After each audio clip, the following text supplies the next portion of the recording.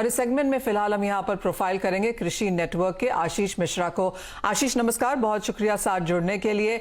और मैं देख रही थी कि कृषि नेटवर्क यहाँ पर क्या क्या काम करता है और आपके नंबर्स काफी अमेजिंग हैं, क्योंकि आप करीब करीब यहाँ पर 8,000 एक्सपर्ट्स के साथ जुड़े हुए हैं जिन्होंने रजिस्टर किया है आपके प्लेटफॉर्म पे, और करीब करीब यहाँ पर 30 लाख फार्मर से आप कनेक्टेड हैं। यही जानना चाहेंगे कि कैसे ही आपने कनेक्शन बनाया है और किस तरह का काम आप करते हैं। धन्यवाद। पहले तो CNBC आवाज के सभी दर्शकों को मेरा नमस्कार। और हमने जो कृषि नेटवर्क जो ऐप बनाया है, इसका मुख्य उद्देश्य है कि किसान को किसी भी तरीके की तकनीकी सलाह, तो किसान को हर स्टेप में कुछ ना कुछ जानकारी की जरूरत पड़ती है। बीज कौन सा लगाना है, दवाई कौन सी लगानी है, ये सारे बहुत तकनीकी विषय हैं। और इन सब के सही जवाब, सटीक जवाब देने के लिए हमने खेती के एक्सपर्ट्स को जोड़ा है, जैसे कि भारत भूषण त्यागी जी जो कि पद्मश्री किसान हैं। ऐसे हमने लोगों को जोड़ा है और उनकी नॉलेज को अब हम अनलॉक कर रहे हैं बाकी किसानों के लिए। इन विशेषज्ञ किसानों के जरिए हम बाकी किसानों के सवालों के जवाब 10 मिनट में मिल सके उन्हें, ऐसी कोशिश कर रहे हैं। और कृषि नेटवर्क हर दिन हजारों किसानों की मदद कर रहा है। आशीष, बजट में भी हमने अच्छा खासा फोकस यहाँ पर इस बार एग्री टेक, स्टार्टअप्स और टेक्नोलॉजी की तरफ आता हुआ देखा है। कैसे रीड करते हैं आप इसे, और आप कहेंगे जो काम आप कर रहे हैं उसकी वजह से, उस बजट की वजह से उसे पुश मिलता है? तो मोदी सरकार का काफी फोकस रहा है एग्री टेक पे। अभी एग्री इंफ्रास्ट्रक्चर फंड, किसान ड्रोन, कई सारे इनिशिएटिव लिए हैं। एग्री इंफ्रास्ट्रक्चर की बहुत ज्यादा जरूरत है हमारे देश में।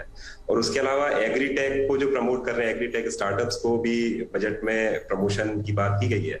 तो ये सारे अच्छी दिशा में कदम है। और बाकी मैं कहूँगा ज्यादा जिम्मेदारी है हम जैसे उद्यमियों पे, जो तकनीकी सॉल्यूशंस को किसानों तक ले जा पाए। आशीष, इसके अलावा किन स्टेट्स में आपने एक पिकअप आता हुआ देखा है जहां पर आप ज्यादा यहां पर काम कर रहे हैं? क्योंकि क्लियरली हमें समझ में आता है कि कुछ किसान, कुछ स्टेट्स यहां पर ज्यादा टेक सेवी हैं। तो हमने चालू किया था हिंदी में, और हमारी presence UP, MP, Rajasthan, Haryana में ज्यादा रही है। लास्ट ईयर हमने मराठी और पंजाबी भी ऐड किया, तो महाराष्ट्र भी तेजी से ग्रो कर रहा है। अगर आप प्रगतिशीलता के बारे में बात करें तो महाराष्ट्र, MP, इधर थोड़े ज्यादा इनोवेशन हो रहे हैं एग्रीकल्चर में, मैं कह सकता हूँ। और हाँ जी आशीष, और आपने जैसे कहा कि 10 मिनट में आप किसानों के सवालों के जवाब यहाँ पर एक्सपर्ट से देने की कोशिश करते हैं, ऐसे आपने उनको एनेबल किया है। किस तरह के सवाल मैक्सिमम आप किसानों की तरफ से आता हुआ देखते हैं? तो जैसे सबसे बड़ी कैटेगरी है फसल सुरक्षा। तो बीमारी हो गई, कीट लग गया, उसके केस में क्या करना है, इसमें ये सबसे बड़ी अनिश्चितता है एक किसान की।